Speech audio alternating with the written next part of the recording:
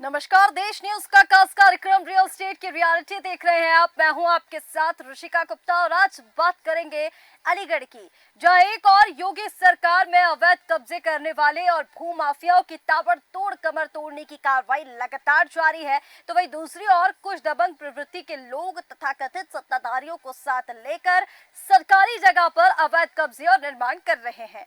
और तो और ये कब्जा करने के साथ आस्था का सहारा अब लिया जाने लगा है। ताजा मामला थाना दिल्ली गेट के अंतर्गत मनोहर नगर जलालपुर क्षेत्र में एक व्यक्ति के गेट के सामने ही दीवार लगाकर उसका दरवाजा बंद कर दिया गया। तब पीड़ित ने इस अवैध कब्जे पर आवाज उठाई, तो दबंग ने आस्था का सहारा लेते हुए इस दीवार के सहारे एक चबूतरा बनवाकर उस पर हनुमान जी की मूर्ति को रातों रात स्थापित कर दिया।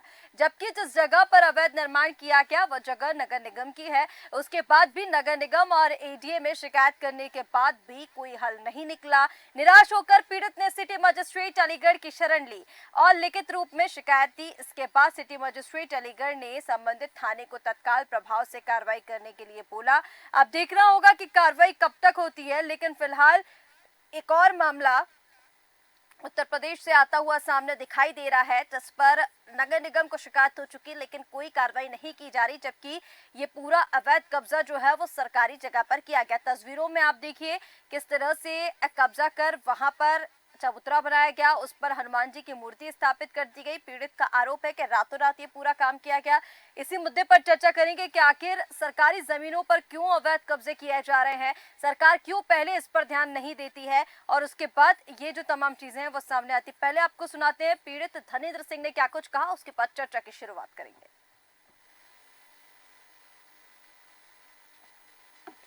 आज आए थे कि हमारा जो प्लॉट है जलालपुर दिल्ली गेट थाने के अंतर्गत जो आता है, उसमें हमारे प्लॉट के पीछे की तरफ जो रास्ता है वो केदारी लाल माहौर और उनके कुछ साथियों ने कब्जा कर रखा है। और उस कब्जे में उन्होंने पीछे के रास्ते की तरफ जो मैंने चबूतरा बनवाया था वहाँ उन्होंने हनुमान जी की मूर्ति स्थापित कर दी है। और रातों रात में उन्होंने उस मूर्ति को इस तरह स्थापित किया गया है ताकि नगर प्रशासन को कि ये असली है, लेकिन वो अवैध तरीके से उन्होंने स्थापित मूर्ति में 7 या 8 मकान आते हैं। और जो जिसने जो मूर्ति रखी है उनका प्लॉट और मेरा प्लॉट एक ही 474 नामक खेत में दर्ज है। और भी कहीं शिकायत की आपने? हाँ, उसकी मैंने पहले नगर निगम में की थी। अब आज सिटी मजिस्ट्रेट और एडीए सर के द्वारा जो उसमें अप्रूवल भी दिया गया है कि वो सार्वजनिक रास्ता है। सिटी मजिस्ट्रेट सर ने दिल्ली गेट एसओ सर को फ़ोन कर दिया है कि जाइए जाके उसकी जाँच करिए और रास्ते को खुलवाइए। तो ये तस्वीरें आपको दिखा रहे हैं। अभी आपने पीड़ित की बात भी सुनी, जिस तरह से उन्होंने बताया कि शिकायत कर दी गई, शिकायत के बाद फोन किया गया, मामले की जांच कराने का आश्वासन जो है वो दिया गया है। लेकिन सवाल बड़ा खड़ा होता है कि आखिर क्यों पहले सरकार ऐसे अवैध कब्जे होने देती है, उसके बाद उस पर कार्रवाई की जाती है, फिर जांच करने की बात कर दी जाती है। तमाम मुद्दे हैं, तमाम पहलू हैं, चर्चा करेंगे इस पर। चर्चा के लिए हमारे साथ लखनऊ ब्यूरो ज्ञानेश वर्मा जुड़ चुके हैं, पीसी कुरिल सामाजिक कार्यकर्ता हमारे साथ जुड़ गए हैं और इसी के साथ डॉक्टर सत्येंद्र कुमार जो वरिष्ठ पत्रकार है वो हमारे साथ जुड़ गए। आप सभी का बहुत स्वागत है देश न्यूज पर। शुरुआत ज्ञानेश जी आपके साथ करना चाहेंगे। देखिए, अलीगढ़ का ये पूरा मामला जहां पर पीड़ित का ये कहना है कि अवैध कब्जा नगर निगम की जगह है वो जिस पर कब्जा कराया गया है। कब्जा कराने के बाद जैसे ही जब उसने आवाज उठाई, इसका विरोध किया, तो फिर आस्था का सहारा लिया गया, यानी रातों रात वहां पर चबूतरा बनाकर हनुमान जी की एक मूर्ति वहां पर स्थापित कर दी गई है ताकि कोई हटा ना सके। आमतौर पर इस तरह के जो सहारे हैं वो हमने कई लोगों को लेते हुए देखा है, चाहे राजनीति की बात करें आप या फिर आप आम विवादों में इस तरह के सहारे लिए जाने लगे हैं, आस्था का सहारा। कैसे आप इस पूरे मामले को देख रहे हैं? रिश्का जी बता रहे कि जिस मामले पर हम लोग चर्चा कर रहे हैं, ये पूरे उत्तर प्रदेश से आज नहीं सालों से ये मामले चलते हैं कि पहले जो दबंग भूमाफिया होते हैं, जो जमीन के लालची लोभी लोग होते हैं, वो इस तरीके के मामले हो सरकारी जमीन को एक तो चिन्हित करते हैं और उसके बाद में उसको ये चाहे प्रति की व्यू में हो या सरकार की जो भी भूमि है, उस पर धीमे से या तो पेड़ लगा देंगे या कोई मूर्ति रख देंगे और मूर्ति के बाद लोग आने जाने लगेंगे और उनको फिर उसका धीमे धीमे पक्का निर्माण कर देंगे। और या तो पेड़ लगाएंगे, पेड़ लगाने के बाद ये भी बता दूं कृष्णा जी, ऐसे बहुत से मामले सामने आए हैं कि पहले तो धीमे से जमीन कब्जा करेंगे, फिर पक्का निर्माण होने के बाद विद्यालय बना लेंगे, दुकानें बना लेंगे और उसके बाद में फल भी ऐसे लगाते हैं फलदायक, जिसमें आम हो गया, आंवला हो गया, ताकि जब कोई काटने आए तो उसपे ये नियमता है कि इन जो फल दे रहे हैं पेड़ उनको काटा नहीं जा सकता है, सरकार भी इस पर रोक लगाई।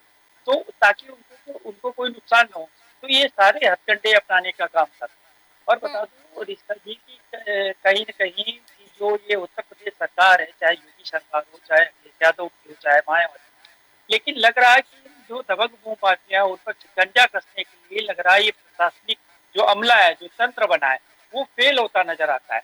और बताऊं इसी कड़ी में ऋषिता जी की जमीन को पट्टा देने की गड़बड़ी में योगी शासन ने 2 पीसीएस अधिकारियों तक को सस्पेंड कर दिया है। और अब आप सोचिए कि पहले लेखपाल, तहसीलदार, कानून को तो छोड़ दीजिए आप, हम्म। अभी हाल ही में जो हरदोई सदर तहसील में 2022 और 23 में 150 बीघे को गलत पट्टा कर दिया था। अब हम्म। इसमें लेखपाल, तहसीलदार, कानून को और साथ ही साथ में जो एसडीएम, मतलब आप सोचिए पीसीएस अधिकारी जो होता है वो भी संलिप्त पाया गया। तब जाके शासन ने इस पर कार्रवाई की और एटा के प्रतीक त्रिपाठी को भी निलंबित कर दिया गया और जो फर्रुखाबाद में ठीक है। एसडीएम न्यायिक स्वाति शुक्ला उनको भी निलंबित कर दिया गया। तो आप सोच सकते हैं कि जो लालची लोभी लोग हैं जो ऐसी जमीनों पर निगाह रखते हैं उनके साथ साथ में जो सरकारी तंत्र वो भी उनके साथ में संलिप्त होता है। हम्म। वरना आज ये स्थिति न होती कि सरकार में पीछे अफसरों पर कार्रवाई होती।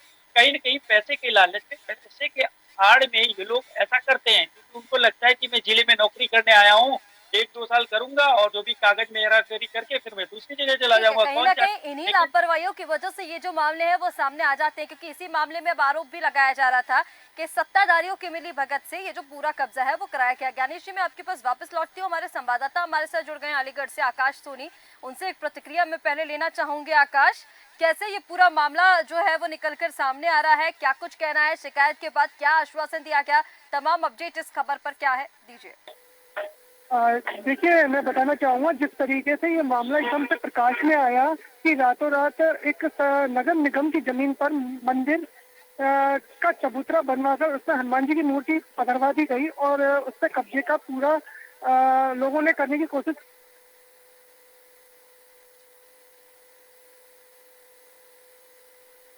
चलिए, आकाश से शायद संपर्क नहीं बन पा रहा है।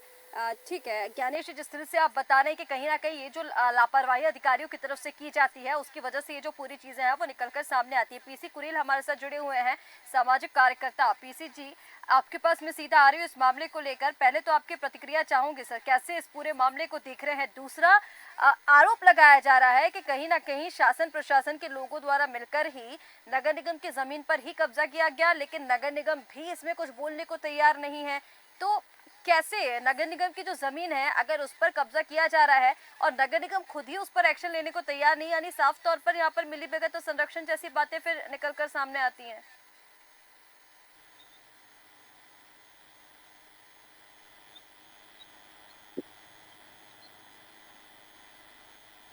नमस्कार। जी।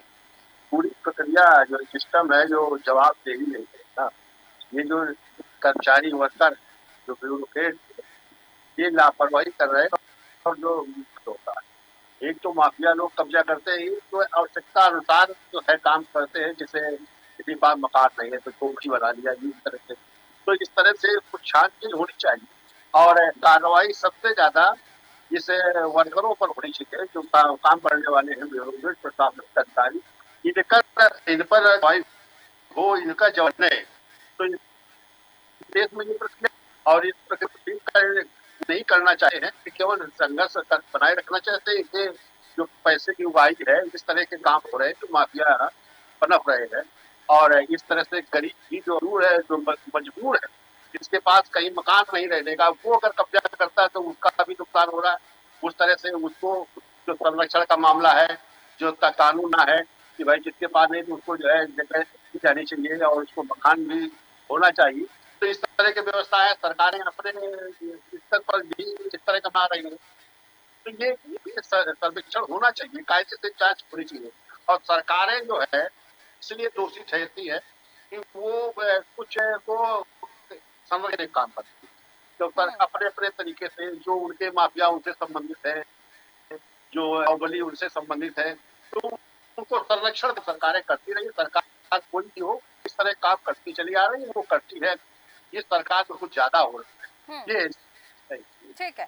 तो इस ऋषि करने कुरेल के जी, लिए ये है ठीक है, कि जिस तरह से आप बता सही रहे हैं कि तरीके कहीं ना से कहीं सरकारी संरक्षण मिलता है और इस तरह के जो काम है वो लगातार किए जा रहे हैं, पहले की सरकारें भी करती रही और अभी की सरकारें भी कर रही हैं, लेकिन अभी की सरकार में फर्क ये है, देखिए योगी सरकार की अगर बात की जा रही है तो वो लगातार ये चीजें कहते हुए नजर आते हैं कि जो भूमाफिया है उस पर शिकंजा कसा जाएगा, अवैध जो कब्जे कर लिए जाते हैं, अतिक्रमण कर लिए जाते हैं, उनको बुलडोजर चलाकर हटाया जाएगा, बुलडोजर की कार्रवाई कर दी जाती है। लेकिन अब तो उस बुलडोजर न्याय पर भी ब्रेक लग गया है, कल ही सुप्रीम कोर्ट का इसको लेकर सुनवाई हुई है। तो कहीं ना कहीं अगर सरकार इन मामलों पर पहले ध्यान दे दे तो इस तरह की कार्रवाई करने की जरूरत ना पड़े और कहीं ना कहीं आम जनता इससे परेशान ना हो। सरकार क्यों इस पर पहले से ध्यान नहीं देती है?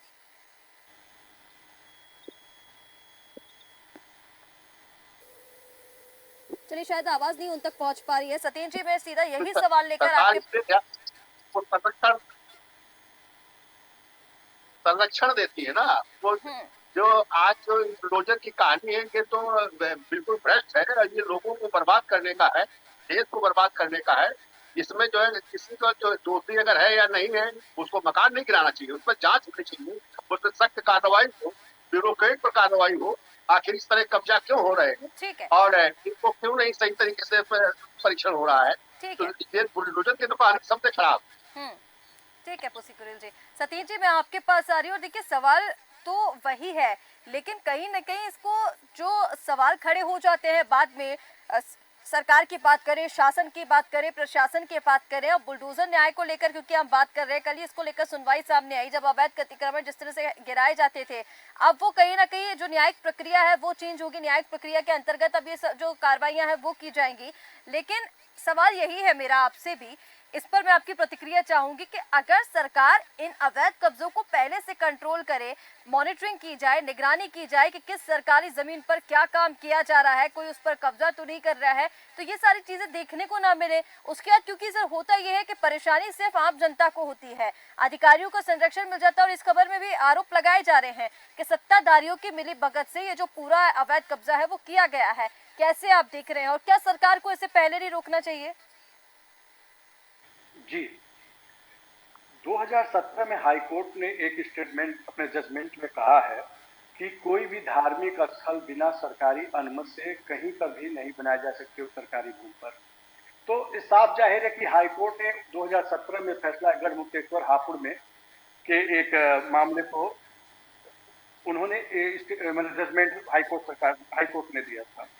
अब यूपी सरकार ने जब करीब 7-8 साल में बढ़ते इस तरह से धार्मिक गतिविधियां बढ़ रही हैं, तो उस पर सरकार का भी साफ डिसीजन है कि बिना अनुमति के कहीं पर कोई भी पूजा स्थल नहीं बनाए जाएंगे और सरकारी जमीन पर तो एकदम नहीं बनाए जाएंगे। उसके लिए वहाँ के क्षेत्रीय अधिकारी, चाहे वो तहसीलदार होंगे, चाहे वो थानेदार होंगे, उनकी जिम्मेदारी बनती है, उनके खिलाफ सख्त कार्रवाई की जाएगी अगर इस तरह से कहीं कोई मामले सामने आते हैं।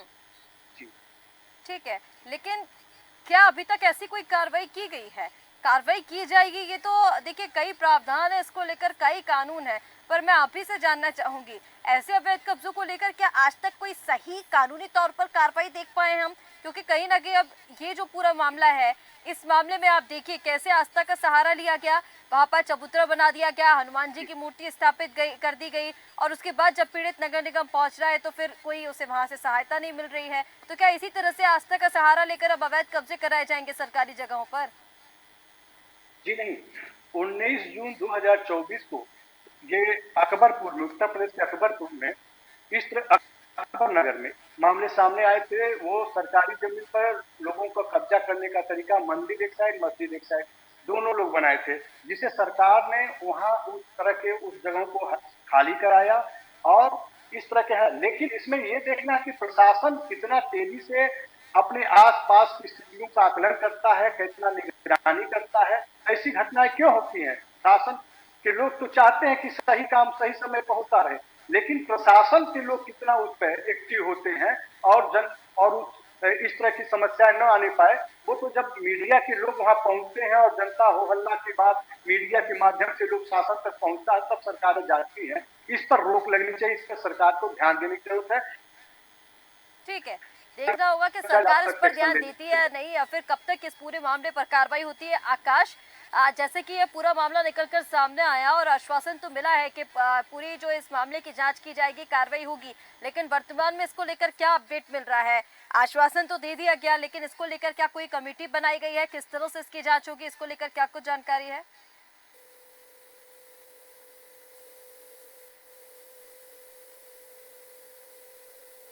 चलिए, आकाश से शायद संपर्क नहीं बन पा रहा है।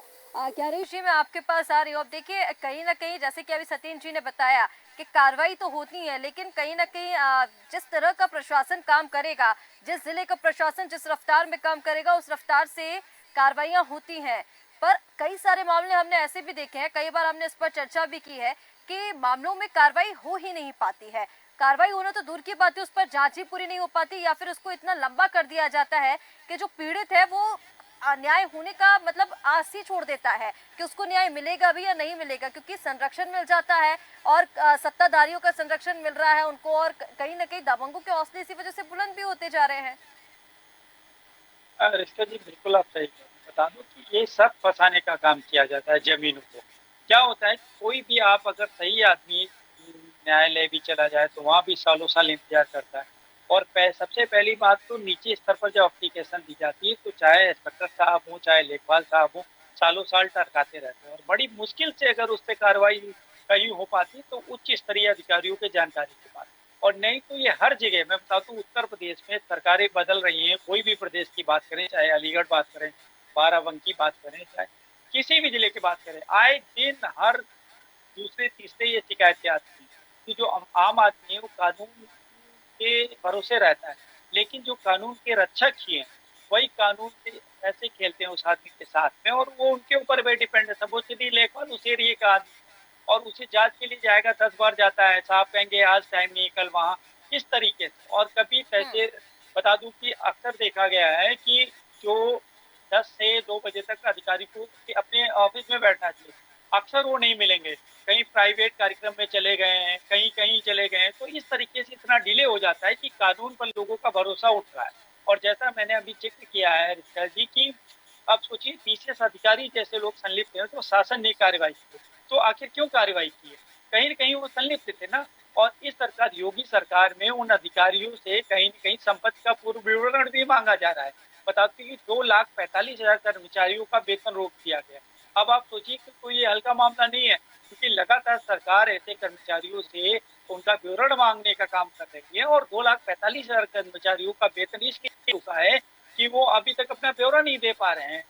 और जबकि आईएएस और पीसीएस की जल्दी जारी की गई, क्योंकि इनकी संपत्ति जो है स्पैरो पोर्टल पर दर्ज की। इसी तरीके से अगर हम बात करें तो प्रदेश के जो मुख्य सचिव ने 31 अगस्त तक हर हाल में मानव संपदा पोर्टल पर कर्मचारियों की चल अचल संपत्ति का पूरा ब्यौरा मांगा है, निर्देश दिए हैं। तो आप इसके सोच सकती हैं कि जब सरकार सकते तो जरूर है, लेकिन ये सोचिए आप योगी आदित्यनाथ की सरकार में चीजें मांगी जा रही है, अधिकारी क्यों नहीं दे रहे? 2,45,000 कर्मचारी अगर अपनी चल संपत्ति को ये डालने में दिक्कत हो रही, क्या दिक्कत हो रही है? आप अगर चोर नहीं है, आपके मन में कोई चोर भी नहीं है, तो आप सारी जानकारी क्यों नहीं पोर्टल पर अपडेट कर रहे हैं? ठीक है, और कहीं ना कहीं विभागों से, जैसे कि आपने अभी ये चर्चा में भी लिया था कि कभी जब पीड़ित जो है वो शिकायत लेकर पहुंचता है तो उसे इस विभाग से कि ये हमारे विभाग का मामला नहीं है, दूसरे विभाग में पहुंचा दिया जाता है। तो इस तरह की लापरवाहियों की वजह से जो है वो कहीं भी पीड़ित को न्याय नहीं मिल पाता है, और इसी वजह से जो मामले हैं वो इतने सारे लंबित भी हो रहे हैं। अगर हम न्यायालय की भी बात करें, जब न्यायालय में कोई व्यक्ति पहुंचता है तो जमीनी विवाद से जुड़े हुए कई मामले जो ऐसे हैं जिनकी संख्या हजारों लाखों में है, वो अभी तक ही लंबित है और कई सालों से वो मामले चल रहे हैं। कहीं ना कहीं वजह यही है कि सही ढंग से उस पर जांच नहीं हो पाती, और निचले स्तर पर अगर उसका निवारण कर दिया जाए तो हो सकता है कि वो एक लंबित प्रक्रिया के तहत उसे ना गुजरना पड़े। आकाश हमारे साथ वापस जुड़ गए हैं। आकाश, मैं आपसे अपडेट लेना चाह रही थी, फिलहाल आश्वासन तो दे दिया गया है, लेकिन जाँच को लेकर क्या कोई कार्रवाई देखने को मिली है? क्या कोई जाँच कमेटी बनाई गई है, या फिर किस तरह से इस पूरे मामले की जाँच होगी? अब कैसे जो शिकायत करता है उसने जैसे ही मामला संज्ञान में आया कि नगर निगम की जगह पर दीवार और चबूतरा बनाकर मंदिर बनाकर और उस जगह को कब्जा किया जा रहा है, तत्काल उस व्यक्ति के द्वारा, जो नजदीकी व्यक्ति है उसके द्वारा नगर निगम को इस बारे में शिकायत पत्र दिया गया। शिकायत पत्र देने के बाद नगर आयुक्त ने मामला संज्ञान में लिया। नगर आयुक्त ने 7 सप्ताह में अपर नगर आयुक्त को जांच के आदेश दिए हैं और उन्होंने साफ शब्दों में कहा है कि जिस व्यक्ति ने भी इस जमीन को कब्जाने की कोशिश की गई है उस पर एफआईआर दर्ज होगी। अब ठीक है। एफआईआर दर्ज कब होगी, किस तरीके से होगी, इस बारे में अभी कोई जानकारी विभाग से नहीं मिल पा रही है। ठीक है आकाश, कहीं ना कहीं देखिए जिस तरह से पीसी कुरेल जी, अब कब्जा कब किया गया था, ये 30 या 31 तारीख को पूरा कब्जा किया गया था और आश्वासन दे दिया गया उच्च अधिकारियों की ओर से भी कि एफआईआर की जाएगी, लेकिन आज दिनांक तक भी 3 सितंबर तक भी इसके अते पते नहीं है कि एफआईआर कब दर्ज होगी। तो ऐसे कैसे, कब तक गति आएगी प्रशासन की कार्य प्रणाली में? और अगर इसी गति से प्रशासन काम करता रहा तो फिर तो अपराध भी और ज्यादा बढ़ते जाएंगे। हमने देखा है जमीनी विवाद में कितने खूनी संघर्ष हो जाते हैं। बिल्कुल, आपका कहना ये बिल्कुल सही है कि कहीं ना कहीं जमीनी विवादों में। आकाश, पीसी कुरेल जी से मेरा सवाल था। चाहे न्यायालय हो चाहे कार्यपालिका।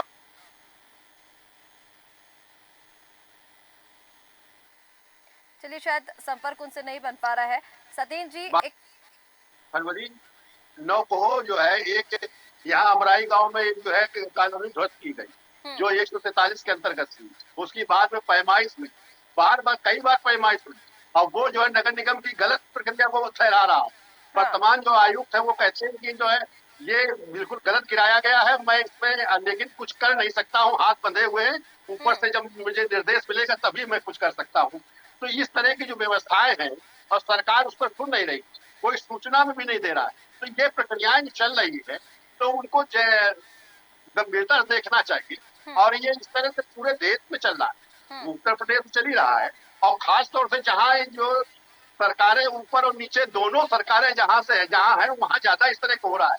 जो सुप्रीम कोर्ट ने कहा है वो बहुत अच्छा, बुलडोजर के लिए जो कहानी कही है, तो ये पहली बार ऐसा निर्णय हुआ है जो इस देश के जो है व्यवस्था के खिलाफ हुआ है। लिया गया है वो कितना लाभकारी होता है। लेकिन फिलहाल जैसा आपने कहा कि ये सिर्फ उत्तर प्रदेश का नहीं, तो बिल्कुल आपने ठीक कहा कि हर प्रदेश में कहीं ना कहीं ये जो तमाम चीजें हैं अवैध कब्जों को लेकर वो सामने आ रही हैं।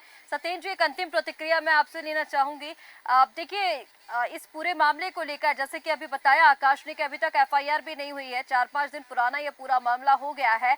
लग रहा है आपको कि इस पूरे मामले पर कार्रवाई होगी? क्योंकि अगर इस गति से प्रशासन काम करेगा तो फिर मामले पेंडिंग होना भी जायज है, और हो सकता है फिर पीड़ित को न्याय मिले न मिले इसकी कोई गारंटी भी देने वाला नहीं है। क्योंकि अभी तक अगर एफआईआर दर्ज नहीं हुई है नगर निगम की जमीन पर, जबकि सारे साक्ष्य हैं, सारे सबूत हैं, खुद जो पीड़ित व्यक्ति है वो जाकर बता रहा है कि उसके घर के सामने किस तरह से कब्जा किया जा रहा है, तो फिर सवाल तो खड़े होंगे ही सर। और लग रहा है आपको कि न्यायिक जो प्रतिक्रिया है, जो प्रक्रिया चली आ रही है, उसको अब गति देने की जरूरत है, चाहे वो उत्तर प्रदेश हो या मध्य प्रदेश। जी बिल्कुल, राजस्व से संबंधित विवाद जो है वो हत्या के कारण बनते हैं, और जब पड़ोसी की बात हो तो कभी भी कुछ भी हो सकता है, इससे कोई इनकार नहीं कर सकता। लेकिन वहाँ के जो क्षेत्रीय अधिकारी कर्मचारी इस विभाग से अधिकृत हैं, उन्हें इस विषय पर ध्यान देना चाहिए कि बड़ी घटना घटने से पहले वो त्वरित न्याय, त्वरित कार्यबल के द्वारा त्वरित न्याय की आप बात कर रहे हैं, लेकिन त्वरित न्याय होगा या नहीं ये आपको लग भी रहा है सतेन जी? अगर एफआईआर अभी तक दर्ज नहीं हुई तो फिर ये मामले में कब तक कार्रवाई होगी? क्या आशा लगाएगा पीरियड?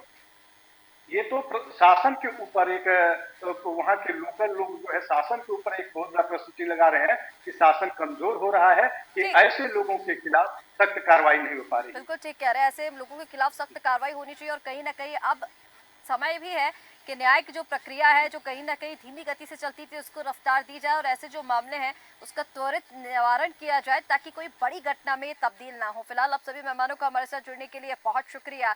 तो दबंग जो है वो लगातार सरकारी जगहों पर अवैध कब्जे कर रहे हैं, लेकिन इस पर कोई कार्रवाई करने वाला नहीं। ये जो पूरा मामला अलीगढ़ का आपको बता रहे थे, नगर निगम की जमीन पर कब्जा किया गया, सहारा लिया गया आस्था का, जमीन पर कब्जा कर जब पीड़ित ने इसकी शिकायत की तो रातों रात एक चबूतरा बनाकर वहां पर हनुमान जी की मूर्ति स्थापित कर दी गई। यानी अब ऐसे अवैध कब्जों में भी आस्था का सहारा लिया जा रहा है, पर सरकार, शासन, प्रशासन की मंशा इस पर कार्रवाई करने की नहीं है। क्योंकि अभी तक 5 दिन पूर्व ये पूरा प्रकरण सामने आया था, लेकिन अभी तक इस मामले में एफआईआर तक दर्ज नहीं हुई। देखना होगा कि कब तक इस पूरे मामले में कार्रवाई होती है। फिलहाल हमारे डिस्कस कार्यक्रम रियल स्टेट की रियलिटी में इतना ही। आप बने रहिए देश न्यूज के साथ। नमस्कार।